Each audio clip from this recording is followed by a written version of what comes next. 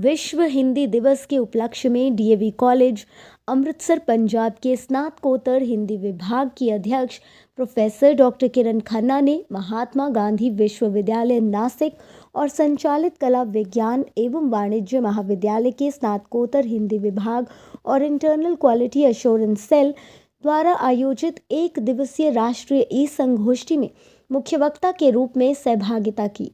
प्रयोजन मूलक हिंदी और वैश्वीकरण विषय पर केंद्रित इस ई संगोष्ठी को संबोधित करते डॉक्टर किरण खन्ना ने बताया कि कैसे आज़ादी के बाद जब राजकाज की भाषा और राष्ट्रभाषा का सम्मान प्राप्त करने के पश्चात हिंदी भाषा पर विज्ञान, कला, तकनीकी, वाणिज्य, विधि, इंजीनियरिंग आदि पाठ्यक्रमों में भी ज्ञान प्रदान करने का दायित्व आ गया तो 1972 में प्रयोजन मूलक हिंदी की अवधारणा प्रतिष्ठित हुई।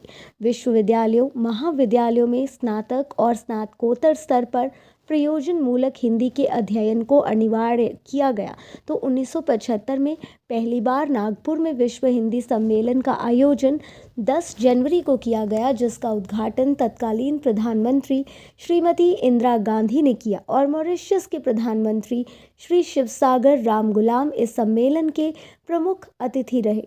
इस सम्मेलन में 30 देशों के 122 प्रतिनिधियों ने भाग लिया था। इस सम्मेलन का उद्देश्य विश्व भर में हिंदी का प्रचार प्रसार करना और हिंदी को अंतर्राष्ट्रीय स्तर पर प्रतिष्ठित करना था। इसके पश्चात United kingdom, United states, Mauritius, Trinidad, Tobago इत्यादि राष्ट्रों में वैश्विक हिंदी सम्मेलनों का आयोजन हुआ।